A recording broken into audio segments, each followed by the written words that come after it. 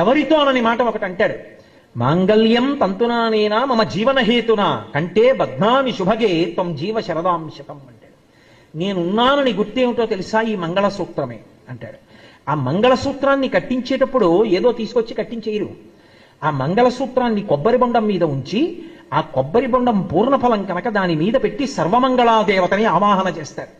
పార్వతీదేవిని ఆవాహన చేసి, అమ్మా నువ్వు ఈ మంగళసూత్రానికి రక్ష, నువ్వు కాపాడాలి నా భర్త ఆయుర్దాయాన్ని, గండకాలంలో నా భర్తని కాపాడి నాకు దక్కించాలి, నేను పిల్లల్ని మనవల్ని మునిమనవల్ని పొంది సంతోషంగా ఆయన చేతుల మీద నేను విడిపోవాలి.